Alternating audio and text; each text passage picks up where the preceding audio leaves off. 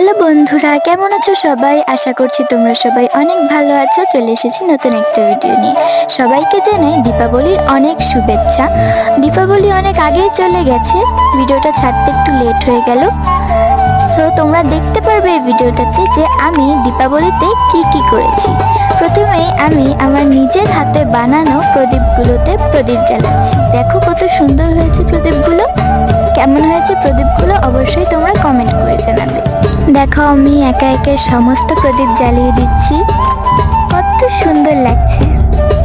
আর হ্যাঁ, এই প্রদীপগুলো কিন্তু আমি নিজের হাতে বানিয়েছি, নিজের হাতে রং করেছি। কেমন লাগছে তোমরা অবশ্যই কমেন্ট করবে। দীপাবলিতে প্রদীপ জ্বালানোর একটা রিচুয়ালস আছে, সেটা আমরা সবাই জানি। দেখো কত সুন্দর লাগছে প্রদীপ জ্বালিয়ে, অনেক সুন্দর লাগছে। দেখো পুরো প্রদীপের লুকটা কি সুন্দর লাগছে না? আমার তো খুব ভালো লেগেছে। আমার বাড়ির পাশেও কিন্তু সবাই প্রদীপ জ্বালিয়েছে, সেটাও তোমরা দেখতে পারবে এই ভিডিওটাতে। তো দেখতে থাকো। এখন আমি চলে এসেছি বাড়ির বাইরে। দেখো কত সুন্দর লাগছে প্রদীপগুলো দেওয়ার পরে। আমার তো খুব ভালো লাগছে। আর এই সব প্রদীপ আমি নিজের হাতে বানিয়েছি।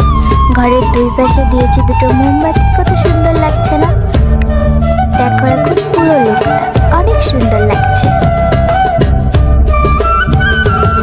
এই দেখো চারিপাশটা অনেক সুন্দর।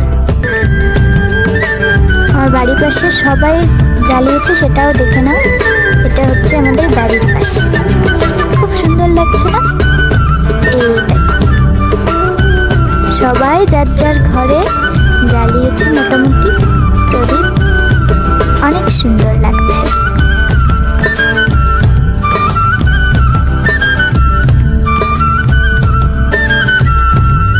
এখন আমরা ফাটাবো বাজি, তোমরা দেখতে থাকো। ওয়াও কত সুন্দর।